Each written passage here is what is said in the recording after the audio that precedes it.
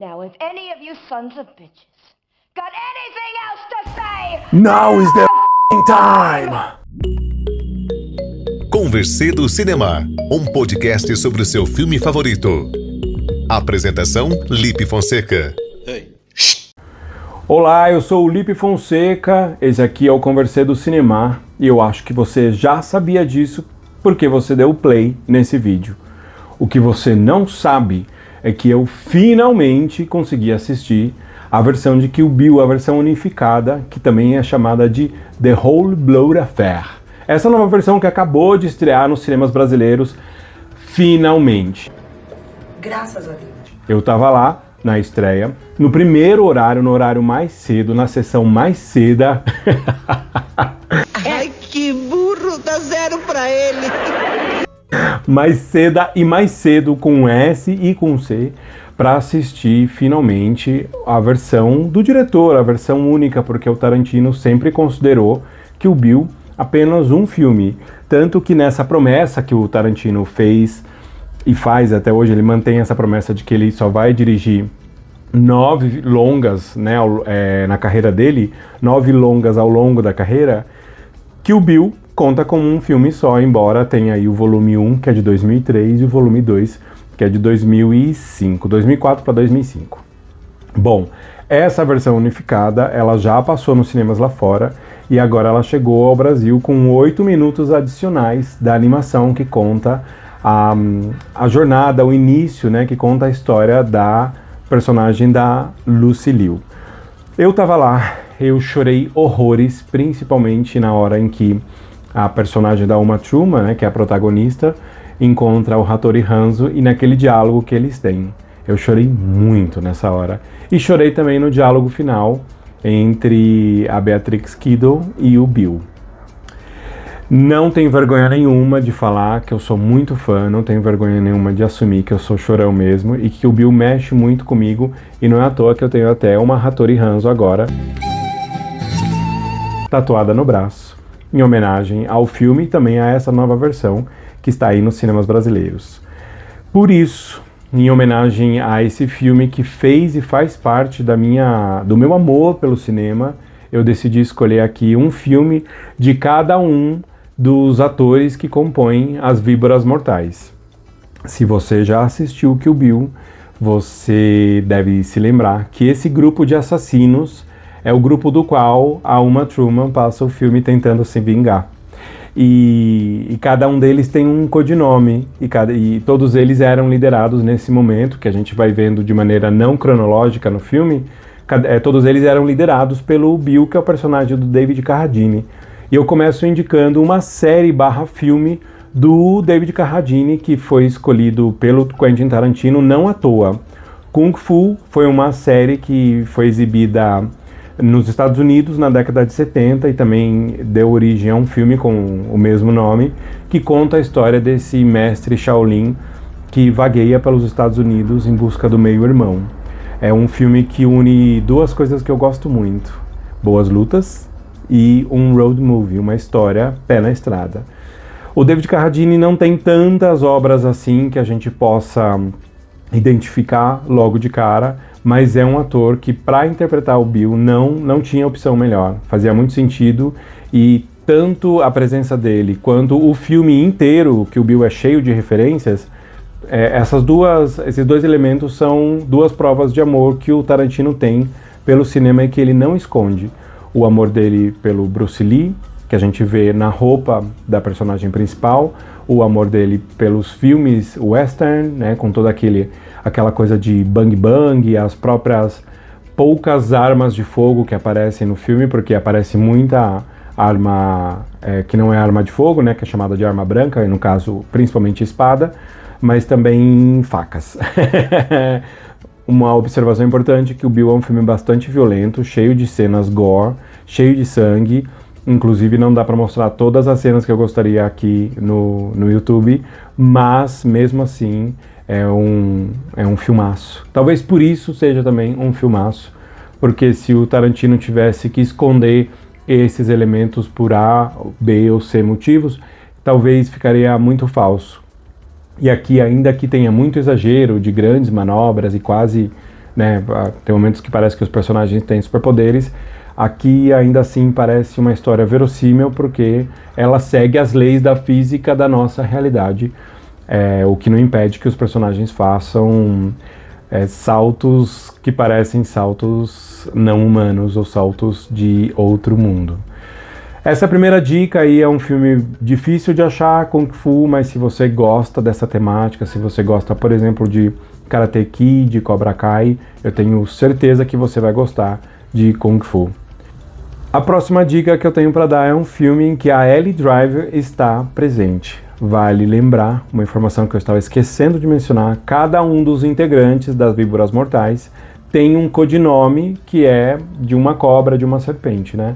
No caso do Bill, ele não tem o nome de uma cobra, ele é chamado de Encantador de Serpentes, justamente porque ele, né, é o líder dessa gangue, e a Ellie Driver, ela é chamada de, pegar aqui minha anotação, Cobra da Montanha Californiana.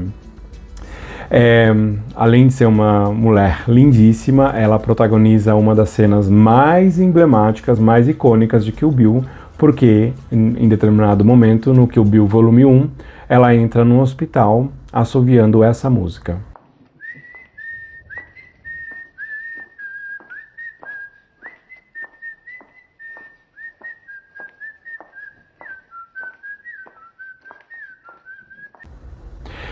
Obviamente você já ouviu essa música, ela foi toque de celular, do meu celular por muito tempo. E eu não tenho vergonha nenhuma de assumir isso, porque é uma música muito icônica, muito emblemática, e a gente está falando aqui de um personagem interpretado por uma mulher lindíssima e talentosíssima. A Ellie Driver participou, por exemplo, de Blade Runner. Vale aqui fazer uma menção a esse filme, porque Blade Runner tem essa estética cyberpunk futurista que a gente viu sendo replicada aí não só nos cinemas, mas também em jogos. Se você gosta, por exemplo, de cyberpunk, você está vendo uma obra que faz referência a Blade Runner, com certeza. Então vale a pena aqui indicar esse filme porque a Ellie Driver faz o personagem de uma replicante, que é chamada de Pris, ao longo do filme, e essa estética, que deve estar aparecendo aí para você agora, é muito específica, remete imediatamente a esse filme, que teve uma continuação aí em 2017, e esses dois filmes, muito em breve, se tudo der certo, eles vão virar um tema aqui no episódio do Conversê do Cinema. Seu mentiroso. E a gente vai poder aprofundar um pouco mais sobre essas obras e as referências também literárias, referências de jogos que esse filme traz. A próxima Víbora Mortal é ela, a única, a mais, a dona de uma das frases mais memoráveis de Kill Bill, que é... Infelizmente o YouTube não permite palavrão, então espero ter colocado aí um bip. Nós estamos falando da Boca de Algodão, ou a Mamba Boca de Algodão, que é a personagem da Lucy Liu, a Oshi-Ren. Ela é uma sino-americana, e isso é uma informação muito importante para a história, porque essa informação causa um conflito que ela resolve de uma maneira muito pragmática no filme. A Lucy Liu é, para mim, uma das mulheres mais bonitas do mundo. Eu acho ela linda. Vou chamar ela de Lucy Linda. E o filme, claro, o filme que me faz lembrar dela e que fez com que eu me apaixonasse por ela, antes mesmo de Kill Bill, é As Panteras, essa versão de 2000, que teve uma continuação chamada As Panteras Detonando, de 2006, se eu não me engano. É uma versão, é um remake, né, uma versão atualizada da série que tinha a Farrah Fawcett lá na década de 70, né, 1976 mais ou menos. E é uma versão mais cômica, mais divertida, atualiza algumas questões, e para nós brasileiros tem um gostinho especial de orgulho, porque tem a participação do Rodrigo Santoro na versão, na continuação, né, nas Panteras Detonando. Eu lembro que eu estava na faculdade e as pessoas tiravam muito sarro da participação do Rodrigo Santoro, porque é uma participação muito curta. Eu não lembro se eu também tirava sarro, para ser muito justo, mas acho difícil que eu tenha tirado sarro disso, porque olhando hoje, mas é possível, né? É possível. Já fui muito mais tonto do que eu sou hoje. Mas olhando hoje, em retrospecto, é um grande orgulho, porque fazer uma ponta, uma participação numa obra de Hollywood, em termos de participação na indústria do cinema, é às vezes muito melhor do que você estrelar determinados filmes que não vão ter a ver com você ou que não vão ter a ver com o público. E eu não estou aqui criticando filmes mais ou menos alternativos. Aliás, sou um grande fã. Mas eu acho que criticar o Rodrigo Santoro pelo tempo de tela nesse filme é uma grande besteira. E se algum dia eu fiz isso, eu peço perdão não ao Rodrigo Santoro, mas ao próprio Deus. Conta, o que fala? Porque é um grande orgulho ver os nossos atores, atrizes e todos os nossos profissionais da indústria do cinema fazendo sucesso lá fora. E aqui vale uma menção honrosa ao Adolfo Veloso, que é o diretor de fotografia de Sonhos de Trem, que ele está concorrendo aí ao Oscar de melhor fotografia. Ele tem grandes chances, porque ele já ganhou algumas premiações, e a fotografia desse filme, que é um filme belíssimo e também tristíssimo, a fotografia é um dos grandes elementos que ajuda a contar a história, essa história que é muito triste. Eu recomendo você assistir na Netflix Sonhos de Trem, mas esteja preparado, porque é um drama que te deixa um pouquinho mal, porque é uma série de socos no estômago.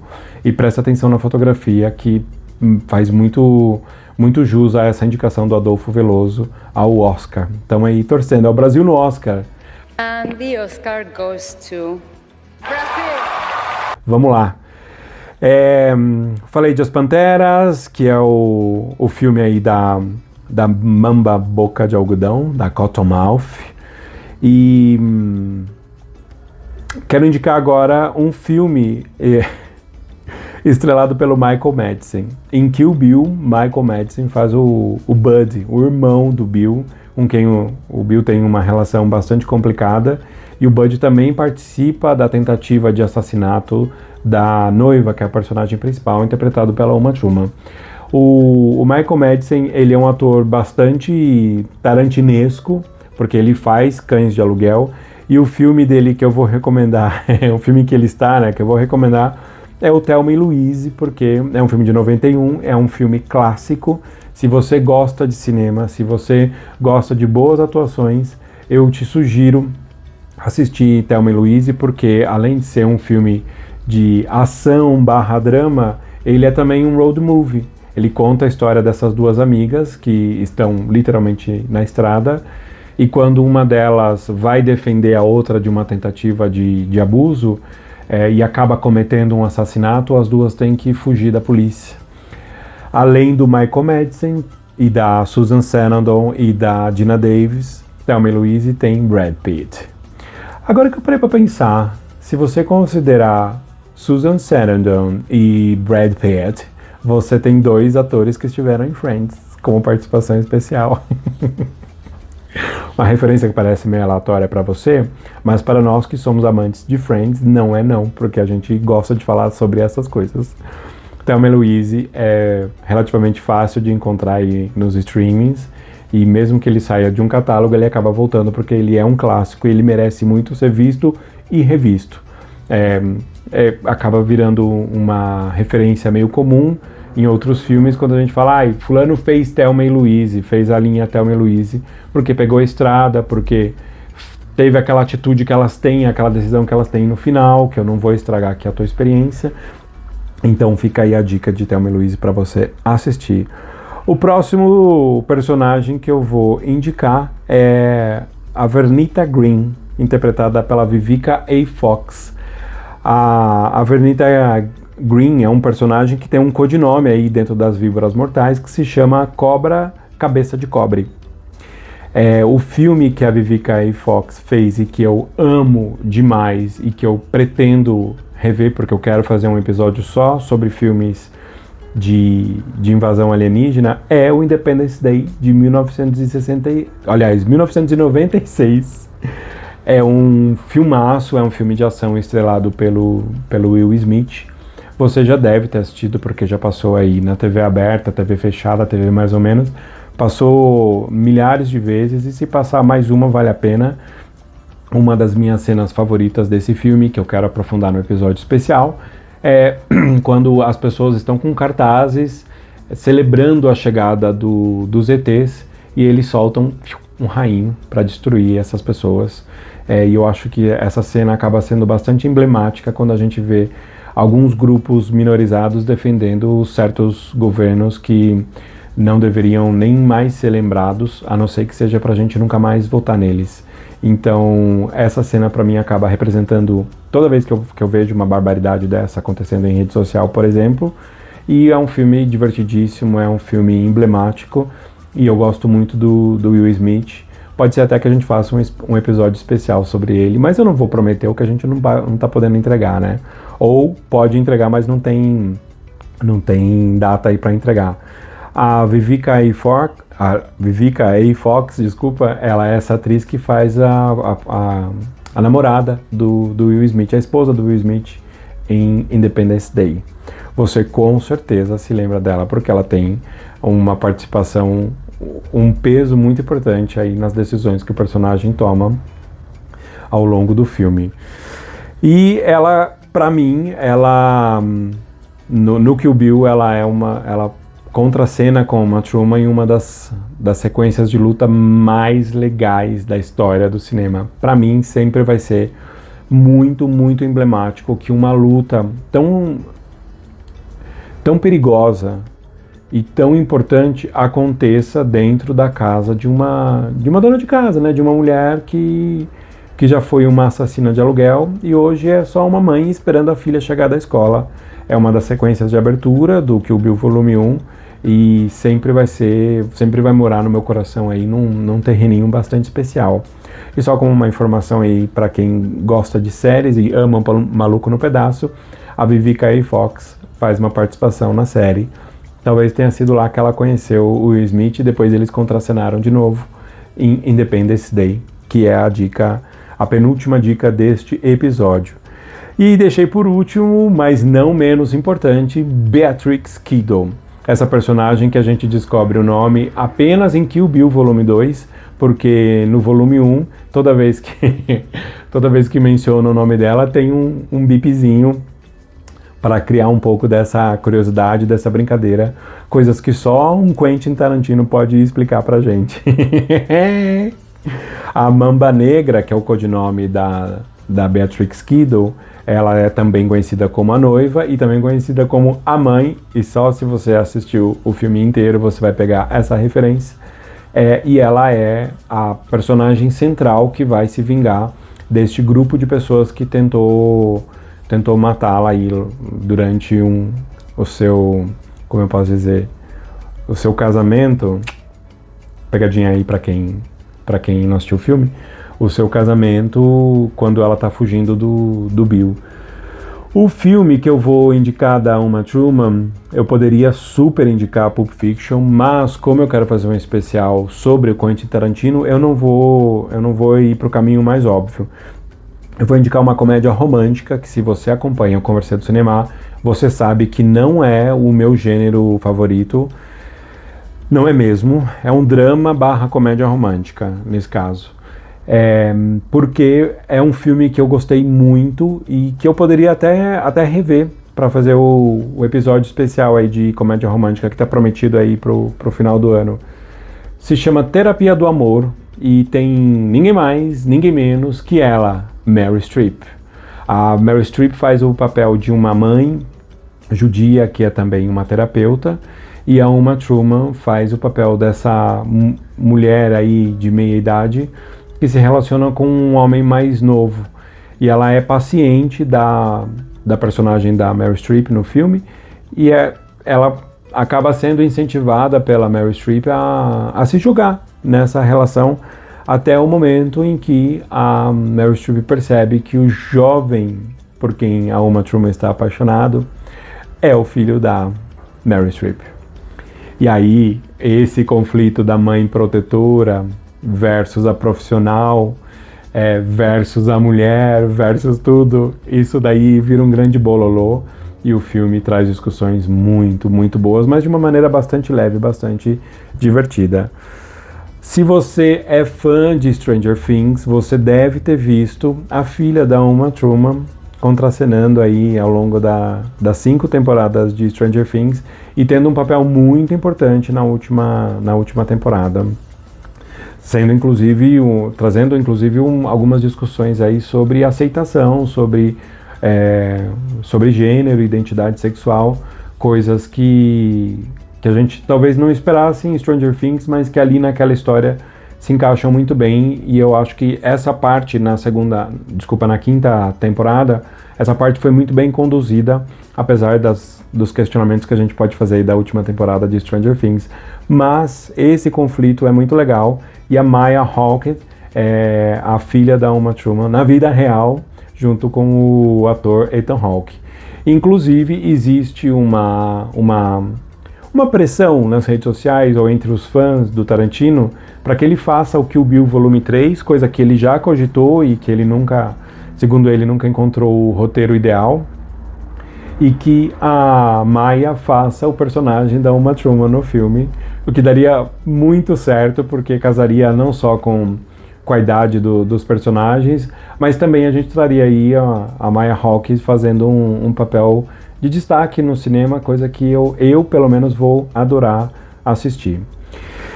Acho que essas são as principais indicações. Não sei se eu mencionei, mas a Beatrix Kiddo é a Mamba Negra, e se você tem um pouquinho de pavor de cobra, toma cuidado com o volume 2, porque tem uma cena, eu tenho, tá? Por isso que eu tô falando, porque tem uma cena no volume 2 que acontece dentro de um trailer que é bastante desconfortável se você tem essa fobia.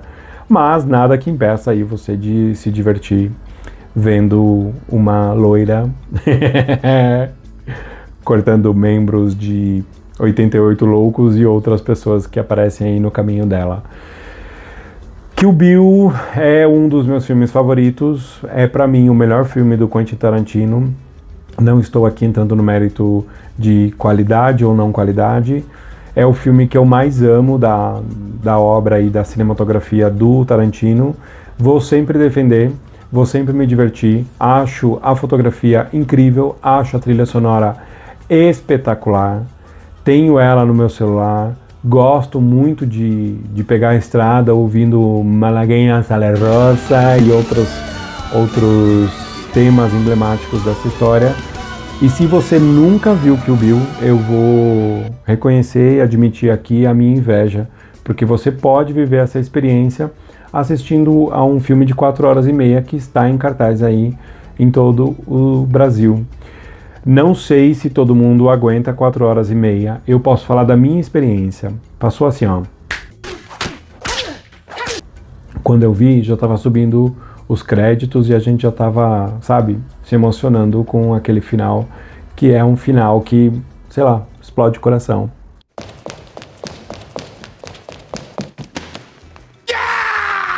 Eu espero que você tenha gostado das dicas, que você venha comentar quais filmes dessa lista você já viu e que a gente se veja no próximo episódio. Até lá!